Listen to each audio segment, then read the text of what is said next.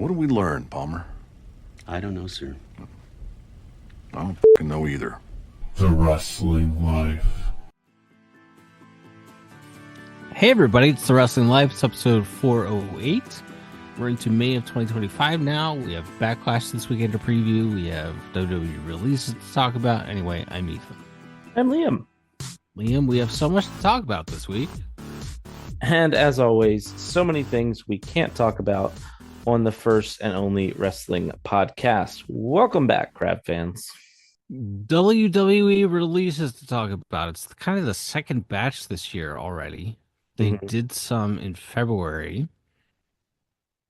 And we can go through a lot of NXT names here on this list.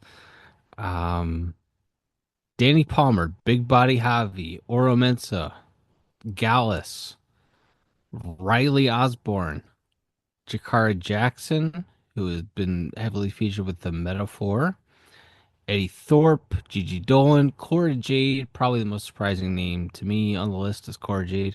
And then the main roster, Katana Chance, Caden Carter, Dakota Kai, Shayna Baszler, and Braun Strowman. Any of these names stand out to you? Are you surprised when this happens anymore? Thoughts on this week's WWE releases? No, I guess it's the most interesting thing of note to me, in not to necessarily make light of it, but like we've now reached the saturation point where guys that Paul brought back after Vince fired them the first time are now being fired again. Which is kind of like we've already made it to that point in the cycle when it comes to people like Braun or Dakota. I guess that part is kind of interesting just because and I guess that was already happening because like the Good Brothers were already gone and there might be one or two others, but yeah, I mean it's Paul Ellering. Oh yeah. I got Paul Ellering fired. I forgot. Did, yeah. But yeah, there's a few I guess that have already been let go from that, but I guess more prominent ones with Dakota, who was brought back as part of that group, is Bailey, and then Braun, who really didn't feel like I know he had an injury somewhere along the way, but it's like they didn't really know what to do with them because Paul doesn't know how to book giants. So it felt like they kind of figured it out at the end that it's his job to get people over, so they just had Jacob Fatu and him do some cool stuff. I mean, we were just putting over his last man standing match for Jacob Fatu on this show like last month. So it felt like they had finally found something for Braun to do and then cut him, I guess. So yeah, I mean, I guess that's the thing that stuck out to me is like, oh, some of these people that were on those original 5-year deals that they decided they hated and cut everyone from, then got brought back when Vince was ousted the first time, are now being fired a second time because I guess we once again decided they're making too much money or whatever. It's just the you know, this is the nature of the beast at this point. I feel like we've talked about Dakota Kai on this program before. And Yes. particularly my point of view that people like her because she's polite and they watched her video game streams and decided she was a good wrestler.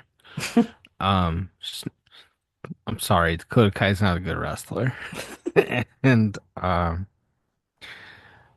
hope she does well in life and wish her well. But she's not a good wrestler. Yeah, I mean, Shayna Baszler. seems like a great locker room, personality.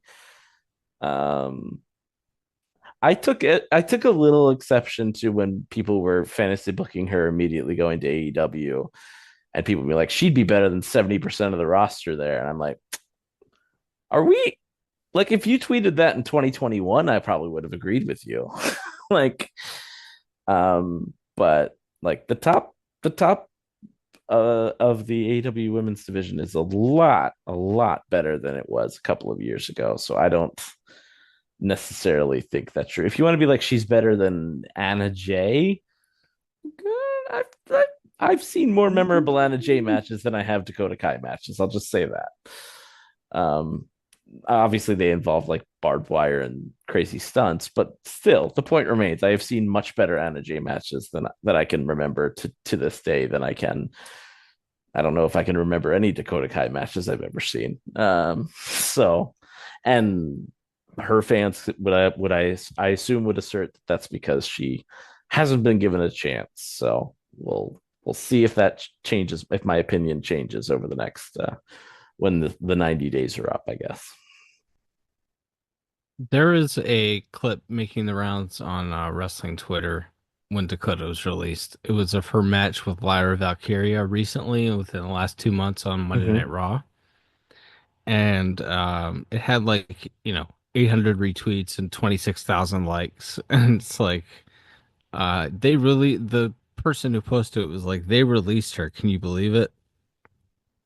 And to me, the clip was a Rorschach test over who you thought was a better wrestler and or hotter, Dakota Kai or Lyra Valkyria. And just looking at it, I saw the clip and I saw Lyra Valkyria wrestling circles around Dakota Kai. Yeah, I'm my sorry. yeah, I didn't disagree. I'm not as invested in the Bird Girl either. So like for me to Yes. look at and either of them really as characters or wrestlers. So I thought, but I still looked at that. I was like, yeah, Lyra's really, really competent and is creating a lot of the movement in the match. I think Dakota takes good bumps and always has, but I've never watched like a match that was put that I thought, oh, that was put together well because it accentuated everything that Dakota does great. Because I don't, other than bumping, I don't know what I think Dakota does that's like above average in the wrestling ring. But hey, again, time will tell. So Dakota's current romantic interest, Eddie Thorpe, also released, former New Japan boy. He's gone now. And her former romantic interest, Shayna Baszler, also gone. Do we think Shayna Baszler ends up in AEW? I mean, knowing her ties to Josh Barnett, that just seems like if the Death Riders are still a thing in 90 days, it seems like she would just slot in there. You could start doing like tags between her and Marina and whoever you've got. I mean, they've been teasing Willow and Marina in a match that they've never done for 6 months now. So, and now they're kind of teasing Willow and Stat getting back together. So I could see them doing like Marina and Shayna. And if there was a time they ever wanted, we were talking about this kind of in a half joking manner off the air during Dynamite this week, of like, well, you might as well just sign some of these women's and do women's tag belts because the solution is always more belts. Sign more people and make more belts. But I could see them pairing Marina and Shayna as like a Death Rider women's tag team. That definitely did come to mind immediately. I was having a conversation with one of my work colleagues, or we were having a group conversation in our work Slack recently, and someone started, AEW really does need to add women's tag team title belts, or they may as well, or something along those lines. And I saw at first blush, I was like, that is the most insane thing I've ever heard. Um, and then you pointed out to me they have this huge women's roster that's not doing anything. They may as well. And it's like it's not like, oh, the tipping point of championships no longer meaning anything isn't going to be with the addition of women's tag team titles. We probably passed that when the Continental Championship was rebranded thanks to Shazam Fury of the Gods or whatever. Um, it was leveled up. Thank you. Yeah. So yeah, why not? Why not? Kaden Carter and Katana Chance, the rockers of their generation. I say that somewhat facetiously, and yet if they were working matches around the loop, if they were on the 80 schedule of, working 28 out of 30 days or whatever, they would have developed into a really good team. Remember that electric, what was it? It was like a standing electric chair bomb they did on Yeah. Raw one time. Yeah. They did seem to be one of the only women's tag teams that like really tried to develop a bunch of different offensive tandem moves like an 80s babyface tag team would have. So Yes. yeah, I always thought they could have been something in a different era in a company that still ran house shows, in a company that cared about women's tag teams or tag teams of any kind. They could have maybe been something at some point for sure. Sure. Um, as we mentioned, the most prominent NXT name, Cora Jade. She had been pushed heavily on NXT TV prior to one of her injuries, and then she came back and kind of never really got back on track. And then they shipped her to TNA for a while, which is something they've only done with people they have plans for. So in that regard, it was surprising to me that she was on this list. On the other hand, it just feels like maybe they were fed up with her um, getting with and then breaking up with every male talent in the performance center and then creating drama with their with whoever the next male talent hooked up with. Well, yeah, I mean, her and Gigi both got were both recently on TNA television and got the axe. So I don't know. And I guess technically, well, they had paired Gigi and what's Brian Alvarez's favorite NXT girl, the goth girl, Tatum Paxley. Tatum Sure. Paxley. Sorry, I had to. I could just only hear it in his voice. When I don't know if it's actually his favorite or not. But anyway, and Shotzi, who also got cut, or isn't having her contract renewed. Sometimes we play that little semantics game when we are letting someone go now. But yeah, I guess that's interesting, that the TNA thing, because now I look at those people being sent to TNA like a little bit differently. Yes. Because it's like, oh, is this being used more as a punishment, or is NXT Evolve the punishment? Because it seems like maybe there's some people that they're just hiding them away there while they wait to figure out a spot for them, and then there's other people that are being sent there maybe because it's like this is a disciplinary thing now. Could be, could be. We have Backlash coming up this weekend. This card looks kind of dire on paper. uh John Cena and Randy Orton 15, 16 years later. Um for the undisputed title on top, and then we have a Saturday night's main event in 2 weeks after this. So it feels like maybe we get some kind of screwy finish to that, and then they do it again in a cage in 2 weeks or something. I don't know. Um, are you excited for some 2009 WWE nostalgia with John Cena and Randy Orton again? Listen, there are certain specific years that I don't think anyone should be allowed to be nostalgic for when it comes to professional wrestling and WWE in particular. And 2009 is one of them. All right.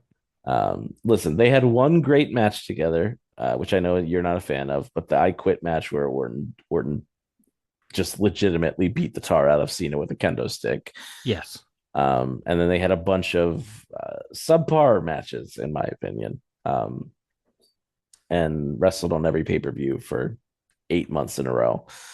I think they had a good match in there's like a SummerSlam before, it's Yes. pre 2009. That's really good too. So maybe they had two good matches Oh over. seven. Yes, over their 66 matches they wrestled, they had two good ones and a bunch of unmemorable ones. So, and yes, and then you add in the fact that John Cena is a bad wrestler now, and Randy Orton is, look, he's going to be motivated. It's in front of his hometown, and he's wrestling his old buddy John. I'm sure he will try to make this, and I'm sure the crowd will be into everything just because it's two big stars. But I do not expect a lot from this, other than, like I said, I'm sure it's going to be an and then the bell rang special, I think. Sure. Pat McAfee against Gunther. I really loved Pat's promo on Raw to set this up. Like, I know everybody's kind of exhausted by Pat McAfee at this point, and maybe you don't like him personally. Um, I think he's at least authentic and he's trying. And I thought his promo on Raw to set this up was really good. I don't know what the match is going to be though. Any thoughts on McAfee and Gunther? Yeah, I mean, listen, as far as like a pure build, I think you could argue this is the best built thing on the whole show by far. For whatever you want to say about that and what that says about the rest of the card. But yeah, like they set it up the night after Mania. He was mad at Cole for making fun of him for losing, and Pat sticks up for his little buddy. It's funny. I don't know which one came first because they just did this with Nigel and Tony on AEW too. But like the thing Yes. where the color announcer who's a tough guy stands up for the wimpy play-by-play guy, like that always kind of works for me, even when it's someone that I hate, which hate may be a strong word, but someone that I have no time for in 2025, and that's Pat McAfee. So that I thought they did a good angle to set it up, and I don't think it hurts Gunther because you know he's gonna win. So yeah, I think it's fine. Are they writing? Is this a write-off, Pat? Does Pat need to go do a touring Could be. ESPN show or something? Yeah, or he might just, take a summer vacation before he does his college football in the fall. I don't know. Right. Could be. Because that's kind of what I thought when they did it. It was like, okay, whenever they have the match, that'll be to write off Pat, so he doesn't have to do college football or so he doesn't have to do Raw and college football every week. But I don't know, and maybe that's still the case. But otherwise, yeah, it's something for Gunther to do.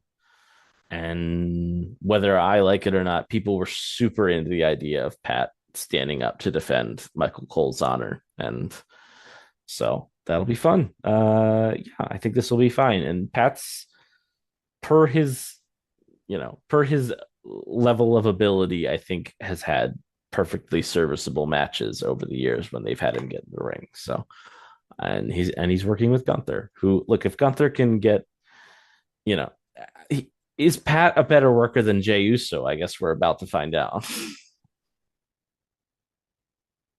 I think the answer is undoubtedly yes. But let's see.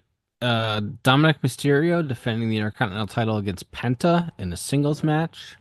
Doesn't feel like it's time to take it off Dom yet, but maybe we're doing Dom and Finn eventually here at some point. I don't know. Just this was on the Raw after Mania, and it could very well be on any episode of Monday Night Raw. Dominic Mysterio against Penta. Any thoughts? Yeah, it's fine. I think there's a note. One of the just full WWE PR scoopsters was talking about how they're probably going to put. I think it was WrestleBoats was talking about how they're going to put the Lucha Bros together soon. So I assume Penta's not winning a singles belt if that's the case. So, and yeah, what a novel idea to have one of the greatest tag teams I've ever seen be a tag team. Now that you've brought Ray Phoenix in and immediately beat him. When Dragon Lee was right there. Yes. When you Not that already you have a should be luchador you don't care about. right. Not that you should be beating Dragon Lee either, but uh, four away for the United States Championship: Jacob Fatu, LA Knight, Damian Priest, and Drew McIntyre. This feels beneath Drew. I presume LA Knight or Damian Priest gets pinned, and Fatu keeps the U.S. title. Any inkling on which way this one goes? Yeah, that sounds about right. Like Fatu is definitely going to retain, you have to assume. So, uh, yeah, I don't know. I don't know which. I don't know what Drew's doing here, other than that they want to keep it to 5 matches, so rather than do another Drew Damian singles match on this show, they it's just to get some extra guys on the card type of match, I guess. Sure. And then the Bird Girl, Lyra Valkyria against Becky Lynch for the Women's Intercontinental Championship. Um, didn't seem like you were a fan of Becky Lynch's promo with Lyra on Raw this week. Yeah, I didn't think it was good. One, I she called Bailey garbage like 14 times in a row to the point where I was like, did she have like I know people bet on WWE now. Was there like an over under on the amount of times that she said garbage in her promo? Because she just kept saying it. I couldn't tell if she like forgot a line and was trying to like find her way through it, or if like the crowd's reaction, or she was just trying to get a reaction from the crowd. I couldn't tell what it was, but it just felt not great to me. I didn't Sure. think the material was particularly strong. And then also her promos, and I guess that's part of they had Lyra come out and like I thought take some obvious kind of shots to try to get some ooze from the crowd, and then they did a brawl. Like it wasn't the worst segment I've ever seen, but yeah, I did not for this being like the new thing, the newly freshly turned heel Becky Lynch. I did not think it was a home run so far as her promo here at least. Does Becky win? Probably, right? Like Feels like it. Yeah. Lyra's been champion since like January. They don't have anyone for her to feud with. And clearly Becky is going to move on to a feud with Bailey somewhere around here. So I mean, I guess those are your two options. Either Bailey interferes and costs Becky the match, and then Lyra continues to hold her little belt and have nobody care about it because none of the real stars care about that belt, or you put the belt on Becky and then you have Bailey make her return and you start a program to try to get people to care about that belt because now two stars are fighting over it. Something like that. WWE or AEW, yeah, WWE Dynamite. Jim Ross now. AEW Dynamite this week. New theme song for Dynamite. Thekla is coming in. Mm-hmm, mm-hmm. They're building up to Beach Break next week with um, Moxley defending the world title against Samoa Joe in a steel cage. And what else is on that show? Will Ospreay and Hangman Page, who are the Owen Hart finalists, will team against the Don Callis family at Beach Break. Kind of a placeholder show, and then they're running Thursday Night Collision this week, which will have already aired by the time this is posted. But that doesn't appear to be a super newsworthy show, with the exception of Statlander and Nightingale.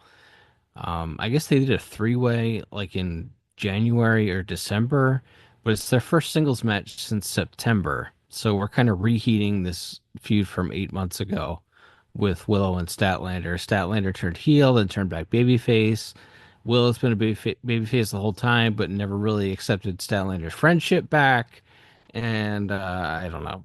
What did you think of Dynamite this week? I thought it was yeah, I thought the we painted a little bit by numbers. I didn't think there was anything wrong with the show per se. I will say one thing, and this is the closest I can come to complimenting the Death Riders, uh, which I still hate.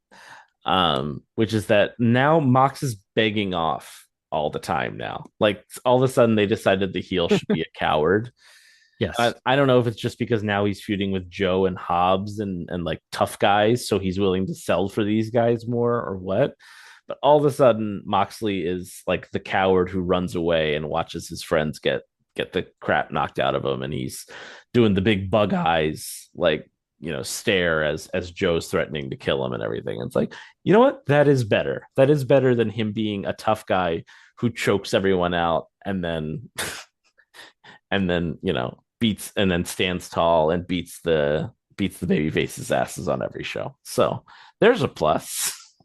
The most minor of praise I can give to an angle I still do not like. That's fair. New Japan has a Friday night pay-per-view this weekend Sure. uh, in California. It's Goto against Sabre for the world title. Takeshita against ELP for the Never title. Mercedes in a three-way with Azumi and Mina Shirakawa. And the Good Brothers are back. teaming with somebody or other. The Bucks.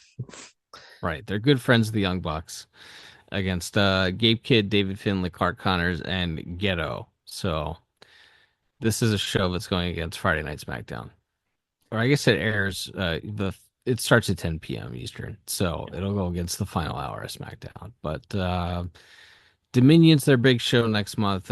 Best of the Super Juniors coming up in between, but they have this Friday night pay-per-view this week.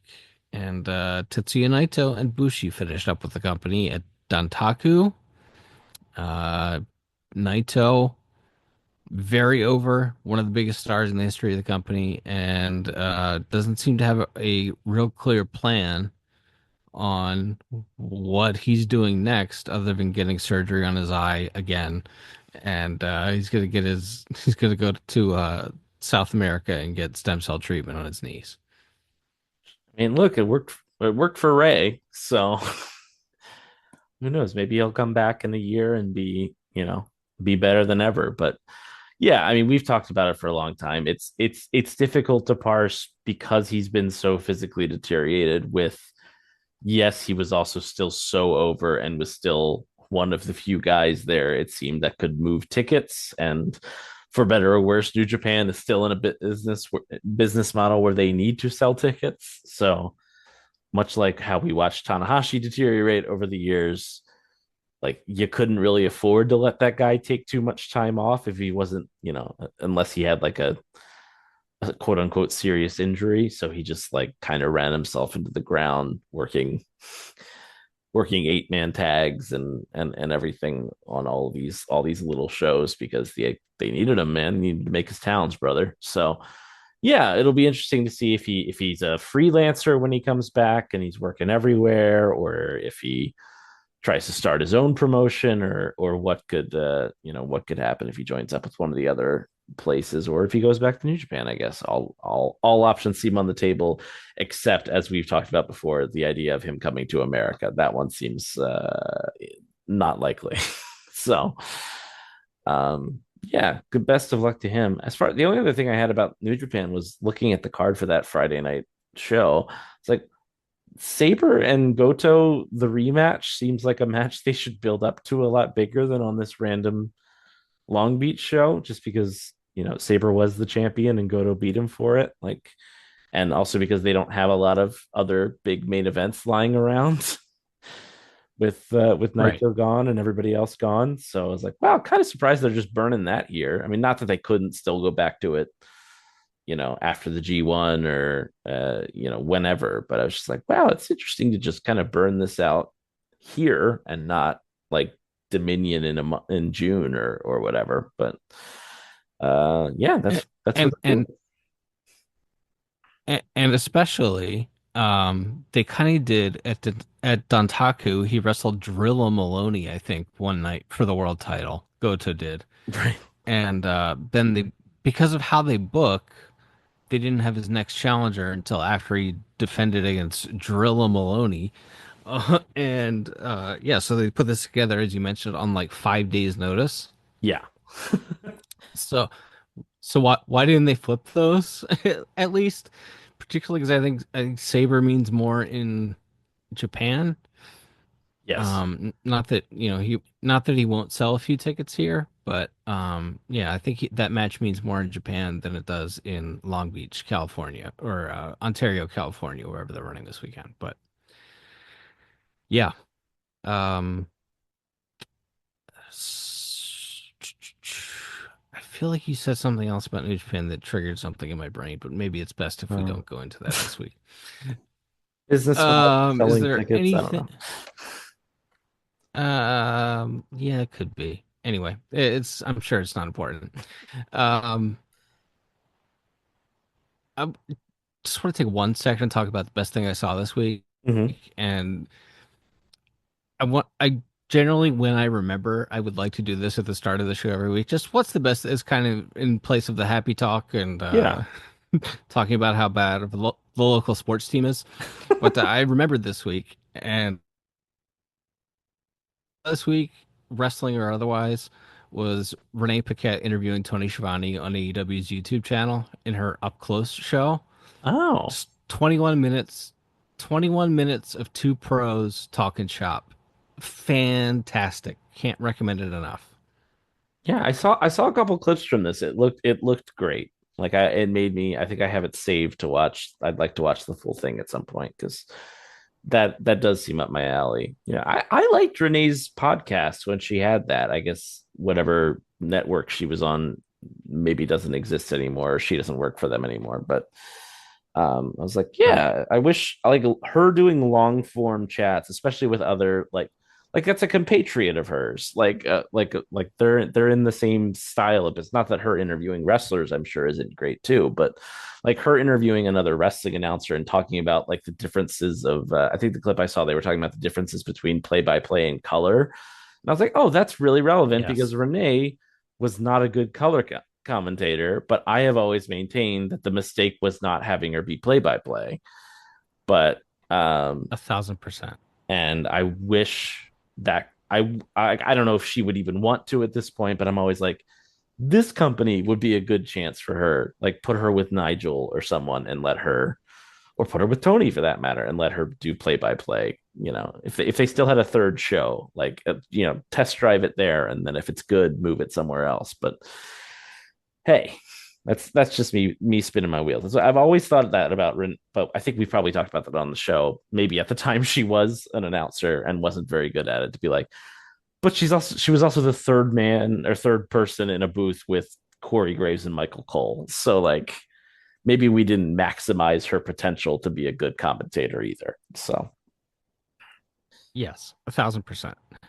There was some kind of weird four-man booth in NXT with her and Regal and maybe Graves and maybe one of the generic whites that used to do play-by-play, like that Rich Bonanini guy or yeah, whatever that guy's name Tubby was. Kid, yeah. Yeah. There was a weird four-man booth that she was totally fine in, and then there was that Monday Night Raw booth with Cole and Graves that was like one of the worst booths ever. If McAfee goes away, we're getting Graves on we're getting Graves on Raw. Yeah. Yeah, I reserve judgment on whether I think that's an upgrade at this point or not. Historically, Fair enough. less Corey Graves in my life has been a positive. So I'm hesitant to immediately say that it'll be an upgrade to have him back on Raw if McAfee's gone, but I don't know.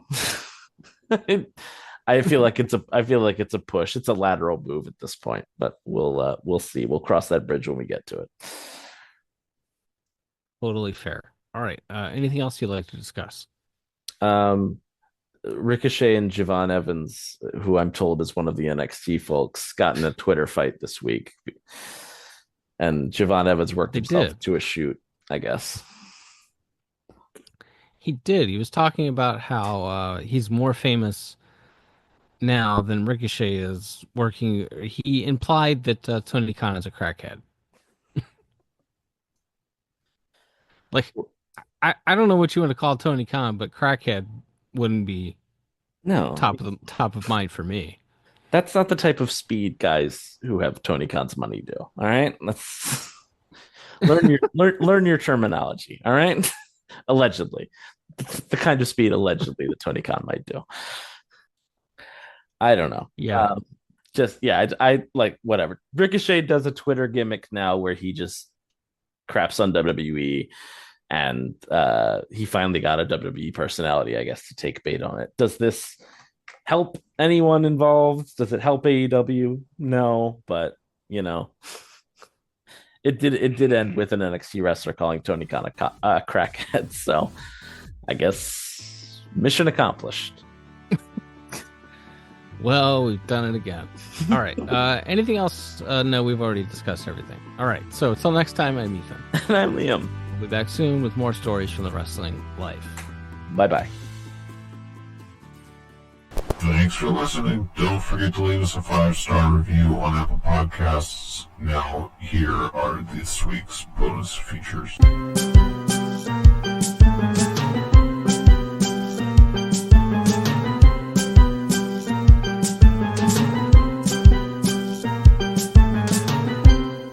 Have you ever seen Burn After Reading?